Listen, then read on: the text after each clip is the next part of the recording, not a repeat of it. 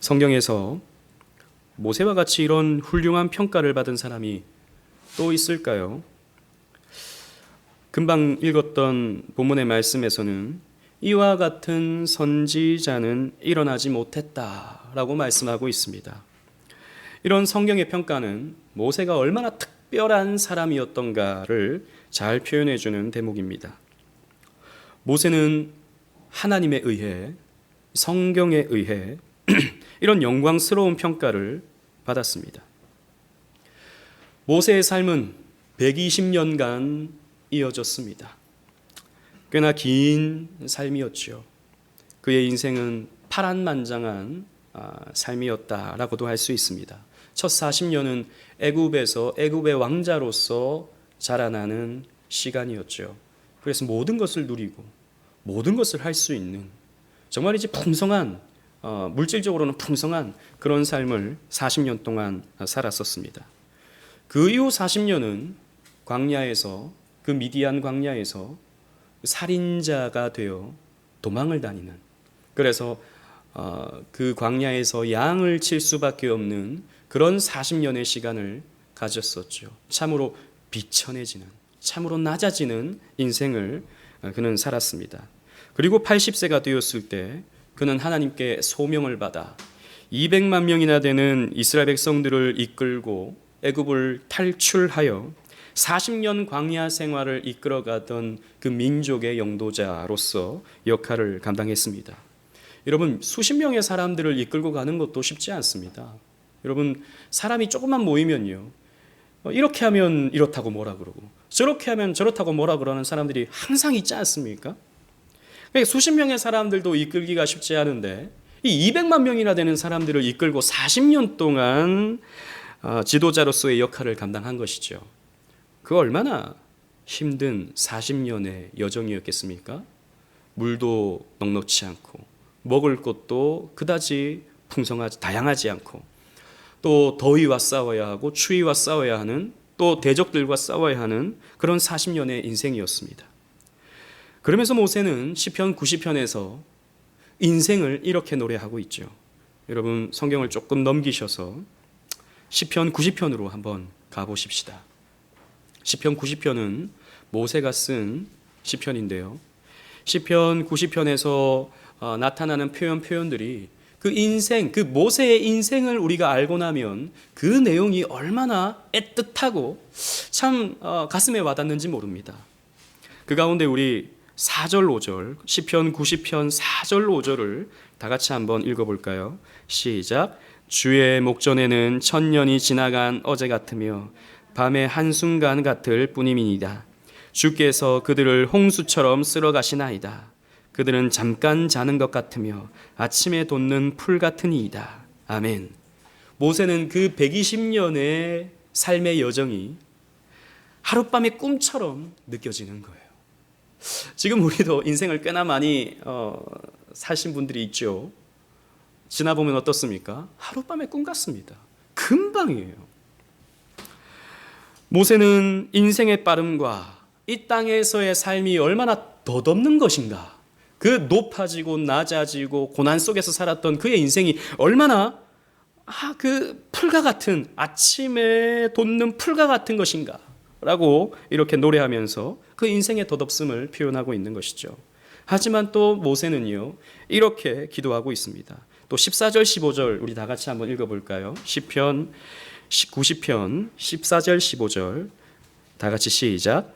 아침에 주의 인자하심이 우리를 만족하게 하사 우리를 일생 동안 즐겁고 기쁘게 하소서. 우리를 괴롭게 하신 나의 수대로와 우리가 화를 당한 연수대로 우리를 기쁘게 하소서. 아멘. 모세는요, 이제 남은 인생 가운데 하나님께서 자신의 그 삶을 기쁨으로 채워주시기를 기도하고 있습니다.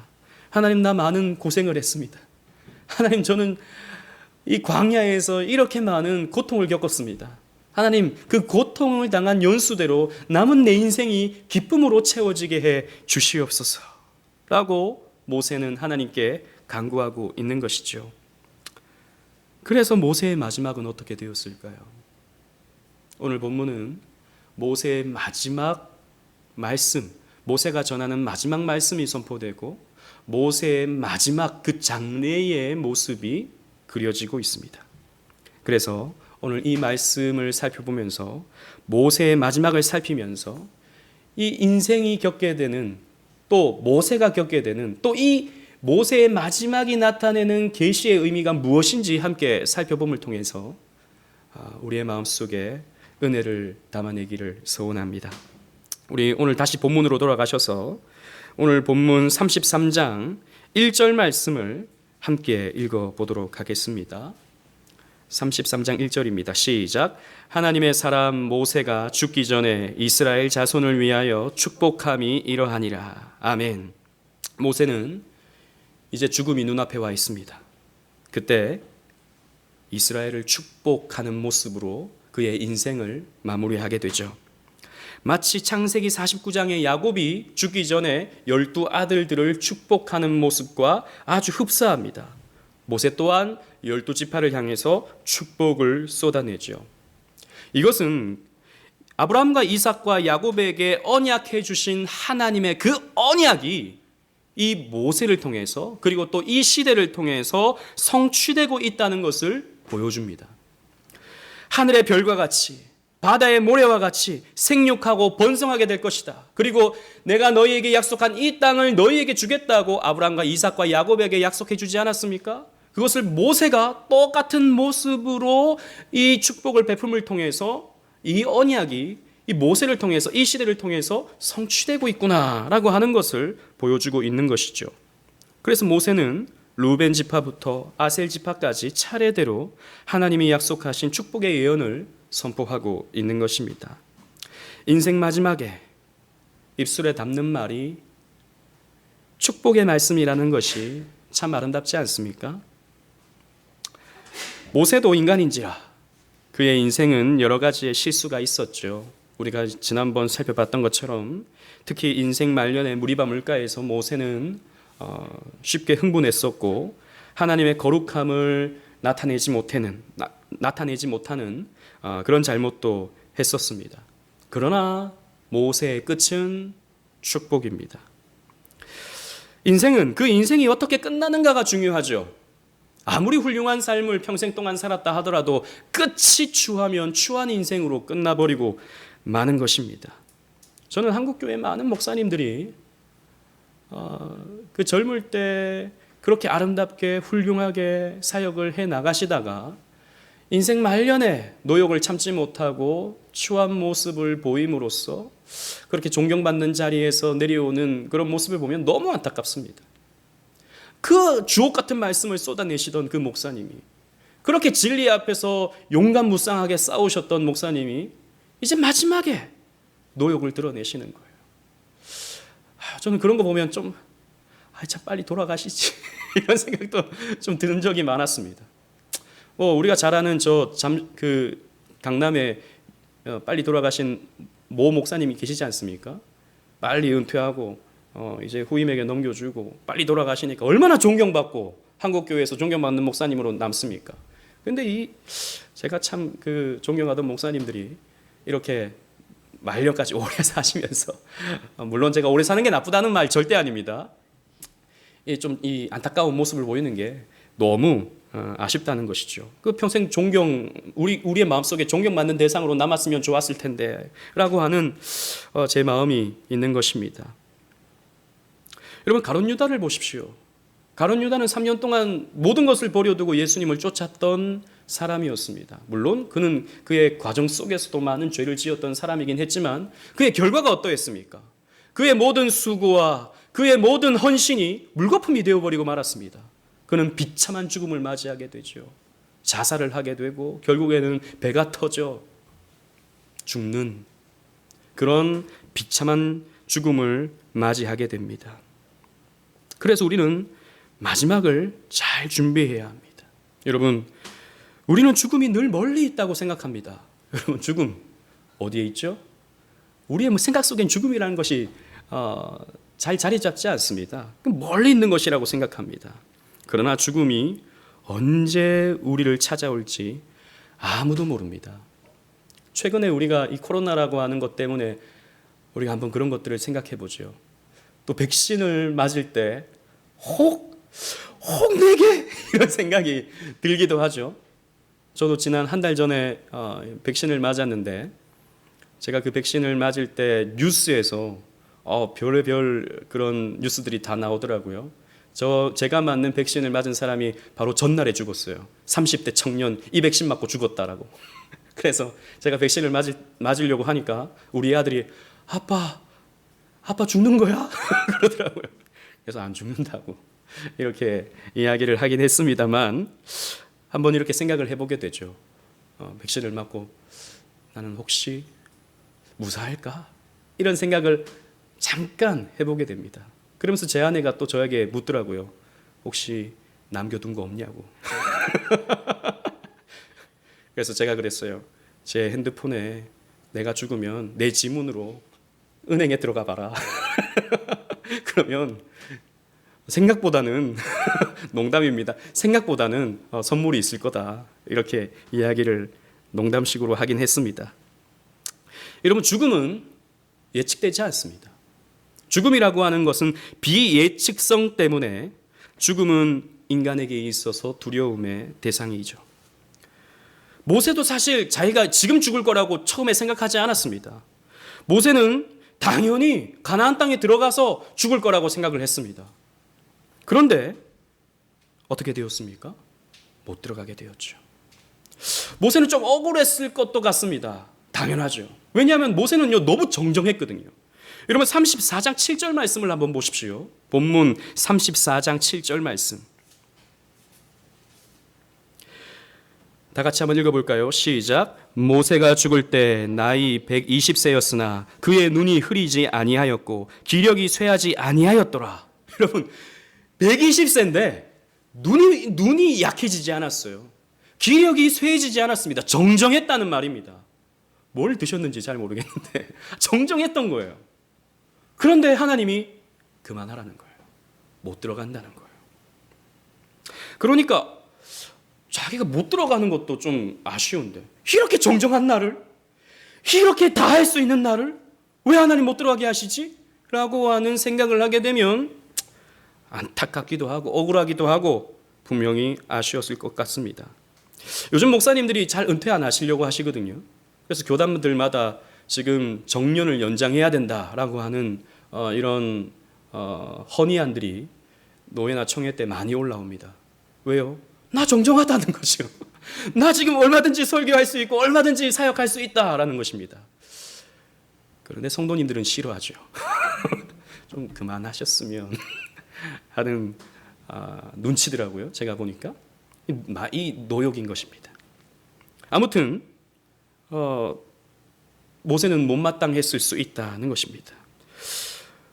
하지만 모세는 하나님이 그만하라라고 하는 이 말씀 앞에 기꺼이 자신의 죽음을 받아들이죠.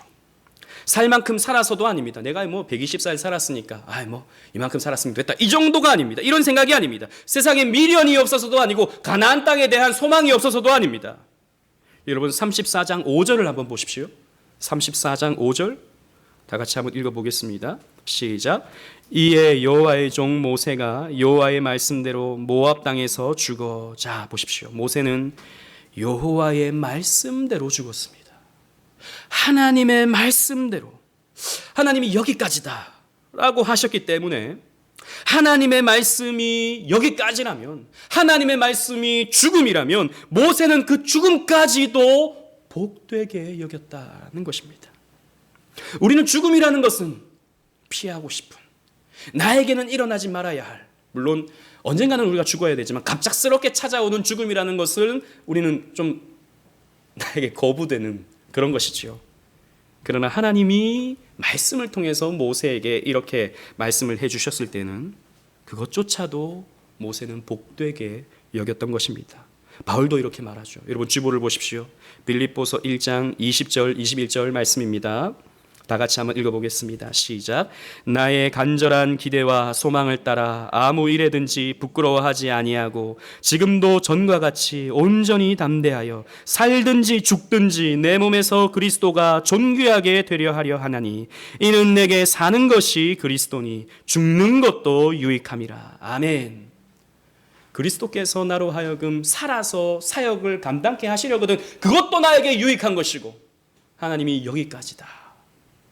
너는 이제 나에게로 오라 라고 말씀하신다면 그것도 나에게 유익한 것입니다 라고 사도 바울은 말하고 있죠. 그래서 모세도 여기까지다 라고 하나님께서 말씀하셨을 때 그것을 기꺼이 받아들이고 하나님이 주시는 말씀을 통해서 이스라엘 백성들을 향해 축복을 베풀어 주고 있는 것입니다. 뿐만 아니죠. 모세는 자신에게 죽음을 주신 하나님을 찬송합니다. 우리 33장으로 다시 돌아가셔서 33장 26절 27절을 보시는데 26절을 제가 읽고 26절로 28절까지 읽는데요. 26절 27절은 제가 읽고 28절은 여러분들이 함께 읽습니다. 요술은이여 하나님과 같은 이가 없도다. 그가 너를 도우시려고 하늘을 타고 궁창에서 위엄을 나타내시는도다. 영원하신 하나님이 내 처소가 되시니 그의 영원하신 팔이 내 아래에 있도다. 그가 내 앞에서 대적을 쫓으시며 멸하라 하시도다. 다 같이 시작.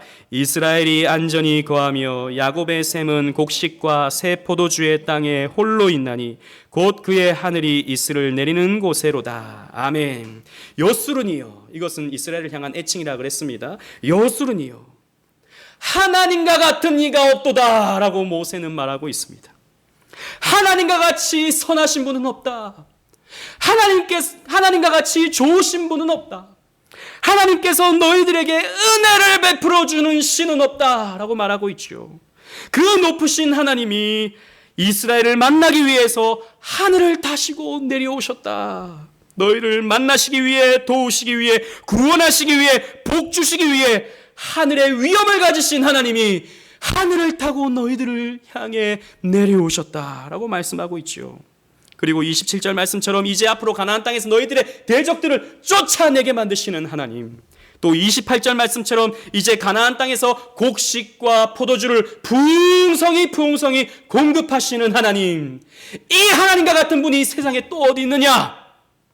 이 하나님을 잘 믿어라 라고 모세는 유언과 같은 말을 하고 있는 것입니다. 하나님을 사랑하라 라는 것이죠. 그리고 이제 모세의 입술에서 제일 마지막으로 담아내는 말, 여러분 한번 보십시오. 29절 말씀입니다. 29절 다 같이 읽겠습니다. 시작. 이스라엘이여 너는 행복한 사람이로다. 여호와의 구원을 너같이 얻은 백성이 누구냐? 그는 너를 돕는 방패시요 내 영광의 칼이시로다. 내 대적이 내게 복종하리니 내가 그들의 높은 곳을 밟으리로다. 아멘. 이스라엘이여 너는 행복한 사람이로다 라고 말하고 있습니다. 참으로 위대한 선언입니다. 이것은 이스라엘에 대한 축복의 예언이면서 동시에 모세가 누렸던 삶의 고백이죠. 모세는 자신의 인생이 행복한 삶이었다라고 말하고 있습니다. 여러분, 무엇 때문에 모세는 행복했습니까? 생각해 보십시오. 무엇이 과연 모세를 행복하게 만들었습니까? 그 40년, 처음 40년의 그 왕궁 생활이 모세를 행복하게 만들었습니까? 아니면 미디안 광야에서 십보라를 만나고 알콩달콩 아이들을 낳으면서 살았던 그 과정이 행복한 삶이었습니까? 아니면 40년 동안 광야 행진을 해나가면서 그래도 사람들에게 존경받고 사람들에게 인정받는 그 과정이 모세에게 행복한 것이었습니까? 그런 것들은 다 변하는 것들이죠. 그러한 것들은 다 흔들리는 것들입니다. 영원한 것이 없었죠. 그렇다면 모세를 행복하게 만들었던 것은 무엇입니까? 하나님이셨습니다. 모세를 행복하게 만든 것은 하나님이셨습니다. 여호와의 구원을 너같이 얻은 백성이 누구냐? 다르게 표현하면 여호와의 구원을 나같이 얻은 백성이 누구냐라는 것입니다. 하나님은 나를 돕는 방패요, 하나님은 내 영광의 칼이시로다 라고 모세는 외치고 있는 것이죠. 하나님께서 베풀어 주시는 그 구원이 모세에게 있어서 행복의 이유였습니다. 여러분, 인생의 마지막에 나 자신은 행복했노라고 고백할 수 있다면 얼마나 복된 인생이겠습니까? 여러분 기억하십시오. 행복은 물질에 있지 않습니다. 행복은 자기 형편에 달려 있지 않습니다. 행복은 하나님께 있습니다. 하나님을 여러분들의 인생의 주인으로 모십시오. 하나님을 여러분들의 인생의 중심으로 모시십시오. 왜 우리의 입술에는 불평과 원망이 그렇도록 가득합니까? 왜 그토록 우리의 삶에는 짜증이 그렇게 흘러넘칩니까? 세상을 바라보기 때문입니다. 사람을 보기 때문입니다. 세상을 의지하기 때문입니다. 하나님에게 시선을 고정하십시오. 예수님은 이렇게 말씀하셨습니다. 요한복음 15장 11절 주보를 보십시오. 다 같이 읽겠습니다. 시작. 내가 이것을 너희에게 이름은 내 기쁨이 너희 안에 있어 너희 기쁨을 충만하게 하려 함이라. 기쁨이라는 것은 너희들 기억하라. 기쁨이라고 하는 것은 나에게 있는 것이다. 기쁨이라는 것은 내게 있는 것이다. 근데 이 기쁨을 나는 너희들에게 주기를 원한다 라고 예수님께서 말씀하고 있는 것이죠. 그런데 우리는 자꾸 엉뚱한 세상을 바라보는 거예요. 그래서 우리의 삶에 기쁨이 없고 짜증과 불만과 원망이 가득한 것입니다. 여러분 기억하십시오. 기쁨은 하나님께 있습니다. 기쁨은 예수 그리스도께 있습니다. 예수 그리스도 앞에 나오셔야 합니다. 그리고 이제 모세는 이제 비스가 산 꼭대기에 올라가 약속의 땅을 바라봅니다. 우리 34장 1절 다 같이 한번 읽어보도록 하겠습니다. 34장 1절입니다. 시작. 모세가 모압 평지에서 느보산에 올라가 여리고 맞은편 비스가 산 꼭대기에 이르매 여호와께서 길르앗 온 땅을 단까지 보이시고. 아멘. 모세는 이 여리고 맞은편에 있는 여리고와 그 요단강 그 맞은편에 있는 그 비스가 산 꼭대기에 올라가서 그 가나안 땅을 멀찌감치 보았습니다. 저도 이곳에 한번 올라가 봤어요. 이 언덕에 올라가서 멀리 보이는 여리고 땅을 보았고 저 멀리 보이는 시온 산을 보았고 저 가나안 땅을 쭉 봤습니다. 지금도 거기 가면 그 모세가 봤던 곳이라고 해서 그 놋뱀 형상을 이렇게 딱 만들어 놨어요. 아무튼 모세는 그 보는 것으로 만족해야 했습니다. 그런데 하나님이 보라라고 말씀하시죠. 사실 눈으로 본다는 것은, 하나님이 보여주신다는 것은 그것을 허락해 주신다라고 하는 의미입니다. 여러분 창세기 13장 14절 15절을 여러분 주보를 한번 보십시오. 하나님이 아브라함에게 동서남북을 바라보라 라고 말씀하십니다. 제가 읽어보겠습니다. 롯이 아브라함을 떠난 후 여호와께서 아브라함에게 이르시되 너는 눈을 들어 너 있는 곳에서 북쪽과 남쪽 그리고 동쪽과 서쪽을 바라보라. 보이는 땅을 내가 너와 내 자손에게 주리니 영원히 이르리라 라고 말씀했습니다. 아브라함에게 보라라고 했죠. 이 땅을, 가나안 땅을 보라라고 말씀하셨습니다. 이 본다는 것은 그 땅을 너희들에게 허락해 준다라는 의미였죠. 마찬가지로 하나님이 모세에게 그 땅을 보라라고 말씀하신 것은 하나님이 이 땅을 모세에게 허락해 준다라고 하는 언약적인 의미에서, 영적인 의미에서 모세에게 허락해 주신 것입니다. 육신으로는 들어가지 못하죠. 그러나 영적으로는 그 땅이 너에게 허락되어 있다라고 하는 것을 하나님께서 가르쳐 주시는 것입니다. 우리가 지난번 말씀을 나누었던 것처럼 모세가 이 가나안 땅에 들어가지 못하는 이유는 그 모세의 어떤 연약함 때문만이 아닙니다. 모세의 어떤 실수 때문만이 아니죠. 지난번 무리바 사건에 대해서 말씀을 나눌 때 우리가 어떻게 이 모세가 들어가지 못하는 이유에 대해서 말씀을 나누었습니까? 대속의 메시지가 있는 거예요. 모세는 이스라엘의 죄를 대신 지고 이 광야에서 죽는 것입니다. 대신에 이스라엘 백성들 더 허물이 많죠. 더 실수가 많죠. 더 잘못이 많죠. 그러나 이 이스라엘은 모세가 대신 죽음으로 말미암아 가나안 땅에 들어갈 수 있게 되는 것입니다. 예수 그리스도의 대속의 그림자를 보여주는 것입니다. 그래서 모세는 기꺼이 그렇게 되는 것을 받아들였습니다. 그래서 멀찌감치 가나안 땅을 지켜보는 것으로 만족해야 했죠. 그런데 여러분 아까 우리가 살펴봤던 5절의 말씀, 34장 5절의 말씀, 여호와의 말씀대로 죽고자 했다라고 하는 이 말씀을 여러분 우리가 좀 주목해 보면요, 여기에 이 말씀대로에 해당하는 그 히브리어 원어가 페라는 말입니다. 페. 이 페라는 말은 입술 이런 말이에요. 직역하면 이런 겁니다. 하나님의 입술로 죽었다. 그러니까 관용적인 표현으로 보면 이게 하나님 말씀 이렇게 해석될 수 있습니다. 그러나 우리 개역 성경에는 이것을 관용적인 표현으로서 해석해서 여호와의 말씀대로 죽었다라고 이렇게 표현하고 있지만 히브리인들은 유대인들은 이 말씀을 어떻게 이해하냐면 모세가 여호와의 입맞춤으로 죽었다 이렇게 표현을 해요. 그러니까 이제 이 세상을 떠나는 모세를 향해서 시각적인 표현을 해주는 거죠. 하나님이 모세를 향해서 입맞춤으로 모세를 데려가시는 것입니다. 사랑의 표현인 것이죠. 얼마나 모세를 귀하게 여겼는가, 얼마나 모세를 하나님께서 특별하게 여기셨는가를 이러한 표현을 통해서 하나님이 나타내신 것입니다. 그 수고한 모세, 그 40년 동안 200만 명이나 되는 이스라엘 백성들을 끌고 오느라고 너무나도 헌신한 이 모세를 향해서 하나님은 사랑의 입맞춤을 해주신 것입니다. 그래서 모세는 호흡이 끊어지게 되죠. 그런데 또 6절 말씀을 보십시오. 6절 다 같이 한번 읽어보도록 하겠습니다. 시작. 벳부올 맞은편 모압 땅에 있는 골짜기에 장사되었고 오늘까지 그의 묻힌 곳을 아는 자가 없느니라. 아멘. 모세는 모압 땅에 있는 골짜기 얻은 곳에 묻혔습니다. 장사되었습니다. 그런데 신기한 표현이 나오죠. 사실 우리는 그냥 읽으면 그냥 뭐 그런갑다 이렇게 생각하는데 모세가 묻힌 곳을 아는 사람이 없다 그랬습니다. 모세를 분명히 장사했는데 모세가 어디에 묻혀 있는지 아는 사람이 없다는 거죠. 이게 무슨 말입니까? 보통 사람이 아니잖아요. 그렇게 존경받고 그렇게 많은 사람들에게 영향력을 미쳤던 모세의 장래였을 것입니다. 그런데 어디 묻혔는지 아는 사람이 없대요. 이게 여러분 말이 안 되는 말이죠. 이걸 곰곰이 생각해 보면 이해가 되지 않는 그런 표현인 것입니다. 그래서 많은 신학자들은 이 부분에 대해서 여러 가지의 의견들을 내어놓습니다. 그 가운데 첫 번째 설명은 이런 것입니다. 하나님께서 이 장례를 직접 치러주셨다라는 것입니다.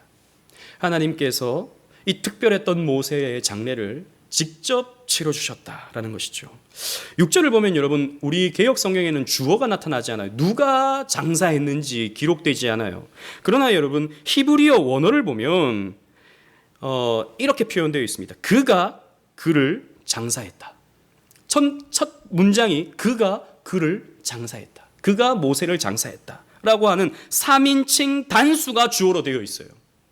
he라고 하는. 그래서 영어 성경을 봐도 he buried him이라고 되어 있습니다.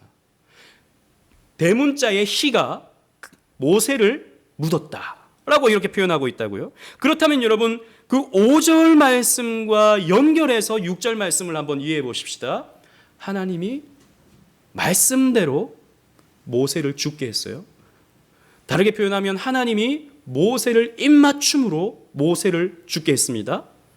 그렇다면 그가 모세를 묻었어요. 그럼 그거는 누가 되는 것입니까? 하나님이 되는 것입니다. 그러니까 이 장례는 하나님이 특별하게 치루신 장례이다라는 것이죠. 그래서 사람들은 모르는 거예요. 저쯤에 모세가 묻혔을 것이라고 생각을 하지 어디에 묻혀 있는지 사람들은 알 수가 없는 것입니다. 하나님이 이렇게 하신 이유가 또 있을 수 있죠. 몇 가지의 이론이 있습니다. 첫 번째는 이 부분에 대해서 첫 번째는 만약 모세의 무덤이 이렇게 남아있다면 그곳은 우상 숭배의 장소가 될 여지가 굉장히 커지죠. 지금도 여러분 저 이스라엘 땅에 가면 그 예수님이 죽으셨다라고 하는 곳에 성묘교회라고 크게 지어놨습니다. 그래서 그곳에는 365일 끊임없이 순례자들이 오죠. 로마 가톨릭의 순례자들도 가고 또 일반 개신교 성도들도 성지 탐사를 하면서 이렇게 보기도 하고 그것은 엄청난 관광지가 되었습니다. 그런데 그 종교의 사람들 그리고 가톨릭 사람들은 그곳을 가보는 것이 무엇이 됩니까? 공덕이 됩니다. 그곳에 가서 벽에 키스를 하고 그곳에서 기도를 하고 그곳에 헌금을 하는 것이 공덕이 되죠. 공로가 되죠. 장소가 곧 섬김의 대상이 되어버리는 것입니다. 만약 이 시대에 모세의 무덤이 남아있다면 그렇게 될 여지가 굉장히 커지죠. 실제로 보면 나중에 히스기야 시대 때 모세가 들었던 그 노뱀도 여전히 사람들이 숭배하고 있었거든요. 그것을 신성한 것으로 여기고 그것에 사람들이 키스를 하고 그것에 사람들이 아주 효험 있는 어떤 능력의 물건이라고 생각을 했거든요. 우상 숭배했던 것이죠. 그래서 모세의 무덤을 남겨놓지 않고 또 하나님이 직접 장사함을 통해서 사람들이 알지 못하게 만들었다라고 하는 이런 설명이 있습니다. 또 두 번째는 모세를 특별하게 여기심의 표현이죠. 하나님께서 직접 장례를 치르게 하셨다라는 것이 어떤 의미입니까? 여러분, 그만큼 하나님에게 있어서 모세는 특별한 존재였다는 것입니다. 사랑의 존재였다라는 것이죠. 모세는 시내산에서 하나님과 대면한 하나님의 친구였습니다. 여러분, 출애굽기 33장 11절 말씀, 주보에 있는 말씀 다 같이 한번 읽어보겠습니다. 시작. 사람이 자기의 친구와 이야기함 같이 여호와께서는 모세와 대면하여 말씀하시며, 인간 가운데 하나님과 이렇게 친근하게 대화한 사람은 모세밖에 없습니다. 그 누가 이렇게 모세와 같이 했습니까? 물론 그 이전 시대, 창조 시대에는 에녹이 하나님과 동행했죠. 에녹이. 그 비슷하다고 할 수 있습니다. 아무튼 그 이후로 인간 가운데 하나님과 대면하여 친구가 같이 대화한 이런 사람은 모세밖에 없었던 것입니다. 그래서 하나님이 직접 이 장례를 치러주시는 거죠. 여러분, 장례식에 가보면 그 장례를 치르는 주요한 사람들이 누구입니까? 자, 가장 가까운 가족이죠. 주로는 그 직계 존속들이 그 자리를 지킵니다. 왜요? 가장 사랑하는 사람들이니까 그런 것이죠. 마찬가지로 하나님은 모세를 가장 귀하게 여기시고 사랑했던 것이죠. 그래서 하나님이 He buried him. 하나님이 직접 그 장례를 치러 주신 것입니다. 아마도 하나님은 천사를 보내어서 이 모세의 장례를 치러줬을 거라고 생각합니다. 여러분, 유다서 1장 9절 말씀 주보를 보십시오. 유다서 1장 9절에 이 모세의 시체에 대해서 이렇게 언급하고 있는 부분이 있습니다. 다 같이 한번 읽어보겠습니다. 시작. 천사장 미가엘이 모세의 시체에 관하여 마귀와 다투어 변론할 때에 감히 비방하는 판결을 내리지 못하고 다만 말하되 주께서 너를 꾸짖으시기를 원하노라 하셨거늘. 이 말씀은 사실 좀 신비의 말씀입니다. 그래서 쉽게 이해될 수 있는 말씀은 아니에요. 근데 분명하게 나타난 표현은 무엇입니까? 천사장 미가엘이 모세의 시체를 가지고 마귀와 다투었다라는 것입니다. 그리고 마귀에 대해서 꾸짖었다라는 것이죠. 아마도 마귀는 이 모세의 시체를 이용해서 사람들로 하여금 우상 숭배하게끔 만들려고 했던 그런 계획이 있었을런지도 모르겠습니다. 그러한 계획에 이 천사장 미가엘이 마귀를 꾸짖는 거예요. 마귀에 대해서 이렇게 비판하는 것입니다. 다투었던 것이죠, 마귀와. 이런 모습을 보았을 때 아마도 하나님께서 천사를 보내어서 이 모세의 장례를 치르지 않았을까 생각할 수 있게 되는 것입니다. 그리고 결정적으로 이 모세의 매장지를 찾을 수 없는 아주 중요한 이유는 하나님께서 모세를 부활시켰을 것이라 라고 하는 추측을 우리는 조심스럽게 가질 수 있습니다. 목사님, 이게 무슨 말씀이십니까? 모세가 부활했다니요. 처음 듣는 소리인데요. 여러분 하실 수도 있겠습니다. 그럼 여러분 잘 한번 들어보십시오. 그랬기 때문에 모세의 무덤은 아무리 찾을래야 찾을 수가 없죠. 왜? 비어있는 무덤이기 때문입니다. 모세가 거기 묻혀있지 않기 때문이에요. 여러분, 제가 이렇게 말씀드리는 근거가 있습니다. 성경적 근거가 있어요. 어디에 근거가 있냐면 마태복음 17장입니다. 마태복음 17장에 가면 예수님께서 변화산에서 모습이 변화되시죠. 그때 양옆에 누가 서게 됩니까?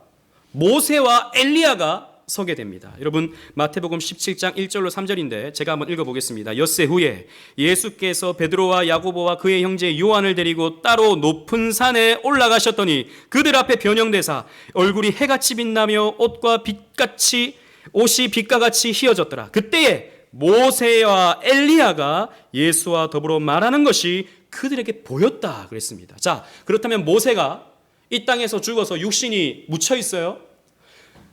그렇다면 이 모세는 어떻게 된 겁니까? 모세의 영혼이 온 겁니까? 영혼을 사람의 눈으로 볼 수 있습니까? 베드로가 그걸 봤다고요. 모세를 봤다고요. 영혼을 사람이 볼 수 있습니까? 없습니다, 여러분. 엘리야는 가능하죠. 엘리야는 어땠습니까? 죽음을 보지 않았죠.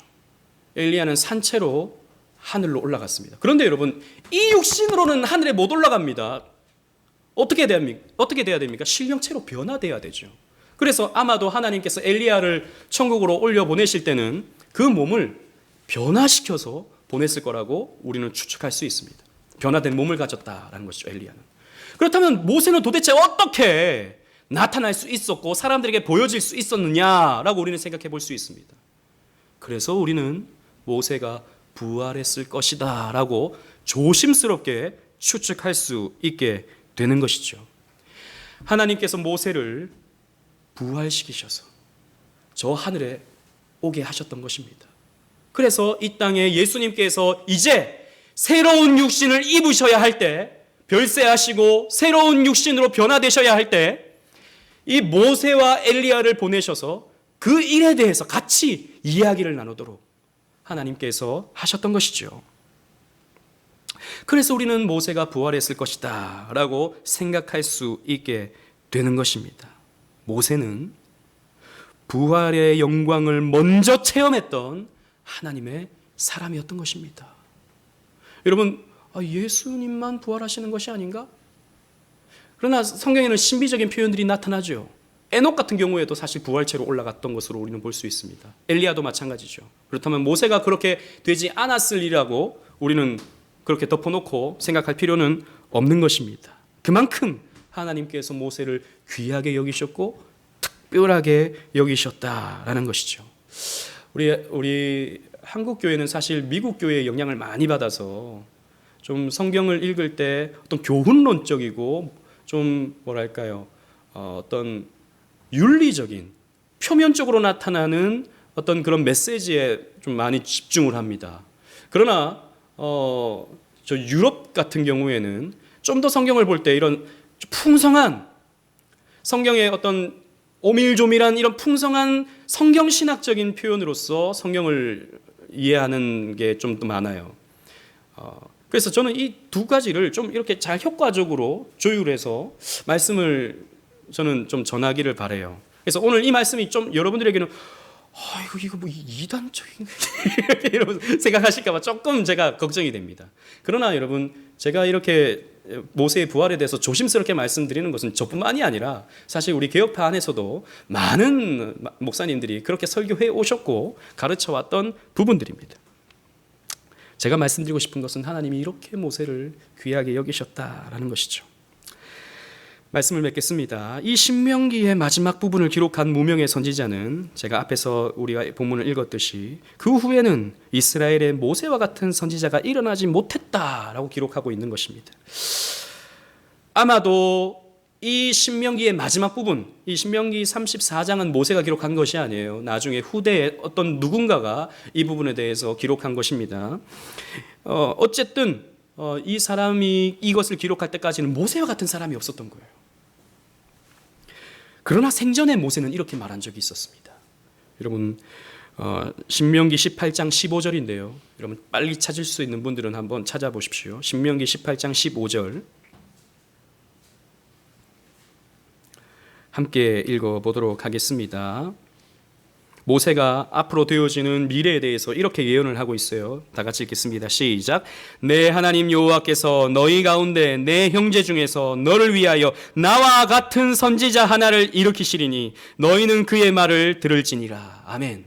모세는 나와 같은 선지자가 너희들 가운데 일어날 것이다. 이스라엘 가운데, 언약 백성 가운데 일어날 것이다 라고 예언을 해주었습니다. 그러나 이 신명기 마지막 34장을 기록한 이 사람이 있을 때까지는 그런 선지자가 없었던 거예요. 그때가 언제인지는 잘 모르지만 아무튼 그때까지는 없었던 것입니다.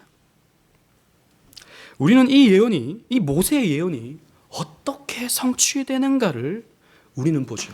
신약 성경이 완성된 이 시대에 우리는 그것을 확인할 수 있게 됩니다. 언제입니까? 모세가 구약 시대 때 하늘을 향해서 기도했을 때 하늘에서 무엇이 내려왔습니까? 양식이 내려왔죠. 만나가 내려왔습니다. 그리고 메추라기가 내려왔죠. 이와 마찬가지로 예수님께서 오병이어를 가지고 축사하며 기도하실 때 어떻게 되었습니까? 양식이 퍼져가게 되었습니다. 신비로운 양식의 퍼짐의 역사가 나타났습니다. 그때 사람들은 이렇게 외칩니다. 요한복음 6장 14절에 그 사람들이 예수께서 행하신 이 표적을 보고 말하되 이는 참으로 세상에 오실 그 선지자라. 이 선지자가 누구를 가리키는 겁니까? 모세가 예언했던 나와 같은 선지자, 너희들 가운데 세워지는 나와 같은 선지자를 말하는 것이죠. 아, 그 모세가 말했던 그 선지자가 바로 이분이시구나 라고 사람들은 외쳤던 것입니다. 왜요? 먹여주니까, 하늘에서 양식을 내려주니까 그렇게 말했던 것이죠. 여러분, 모세는 그래서 우리는 성경에서 우리 오늘 말씀을 통해서 우리는 모세를 존경할 수 있습니다. 모세를 통해서 우리는 많은 것을 배우게 되죠. 모세의 삶을 통해서 우리는 많은 교훈을 받게 됩니다. 그러나 우리가 정말 집중해야 될 것은 모세의 삶에서 나타나는 예수 그리스도에 대한 메시지입니다. 여러분 보십시오. 우리는 모세의 삶이 예언하고 있는 예수 그리스도를 발견할 수 있습니다. 예수님도 가장 정정할 때에 33세쯤 되었을 때에 하나님이 그만하라고 말씀하셨습니다. 모든 걸 할 수 있었어요. 더 많은 역사를 나타낼 수 있었어요. 그러나 하나님이 말씀 가운데 거기까지였습니다. 예수님은 미련을 두지 않고 십자가를 지셨죠. 하나님의 명령대로 말입니다. 또 예수님은 죽음을 앞두고 어리석은 제자들을 향해서 축복했습니다. 여러분, 마태복음 26장 26절에 예수님께서 이 마지막 다락방에서 최후의 만찬을 가질 때 이렇게 성경은 표현하고 있습니다. 그들이 먹을 때에 예수께서 떡을 가지사 축복하시고 떼어 제자들에게 주시며 이르시되 받아 먹으라 이는 내 몸이니라 라고 말씀하셨습니다. 여기서 우리가 집중해야 될 표현은 축복하시고 라고 하는 표현입니다. 예수님은 마지막에 제자들을 향해서 축복하셨죠. 또 뿐만 아닙니다. 예수님께서는 십자가에 달리시면서 죽으실 때에도 축복하셨습니다. 누가복음 23장 34절에 이에 예수께서 이르시되 아버지 저들의 죄를 사하여 주옵소서 자기들이 하는 것을 알지 못함이니이다. 이것은 축복이라고 할 수 없을 수도 있겠지만 저들을 용서해 달라고, 저들에게 은혜를 베풀어 달라고 하는 맥락에서 봤을 때 이것은 축복이라 할 수 있겠죠. 그리고 예수님의 부활은 모세가 부활했던 그것과 연결될 수 있습니다. 예수님의 부활은 그 모세의 예언의 성취인 것이죠. 하나님이 모세를 살리신 것처럼 그리스도를 다시 살리셨습니다. 모세의 무덤이 비어 있었던 것처럼 예수님의 무덤도 비어 있게 되었고 그 무덤은 더 이상 무덤이 아니게 되었습니다. 그리스도는 사망 권세를 이기고 부활하사 그래서 우리의 부활의 첫 열매, 부활의 어떤 핵심, 부활의 어떤 알맹이가 되었던 것이죠. 그래서 우리 역시 그리스도 안에서 부활하는 것이고 모세 역시 그리스도 안에서 부활했던 것입니다. 모세가 부활했기 때문에 예수님이 부활하는 게 아니라 예수님이 부활하시기 때문에 그 예고편으로서 모세의 부활이 있었을 것이다 라고 우리는 생각할 수 있게 되는 것이죠. 따라서 모세는 그의 마지막까지도 그리스도를 나타내는 일에 쓰임을 받았습니다. 여러분, 앞에서도 말씀드렸던 것처럼 모세를 본받는 일은 좋은 일입니다. 그러나 거기에 머물러서는 안 됩니다. 우리는 예수님을 발견해야 됩니다. 그의 삶이 나타낸 그리스도를 보아야 합니다. 그리스도를 믿어야 합니다. 그리스도 앞에 나가야 합니다. 여러분, 이 모세를 통해 나타내신 그리스도에 대한 복음을 여러분들의 마음속에 새기십시오. 그리고 그리스도를 더 사랑하십시오. 오늘 주시는 말씀을 가슴속에 담으시면서 복음의 풍성함을 누려갈 수 있는 저와 여러분들 되시기를 주님 이름으로 축원합니다. 아멘.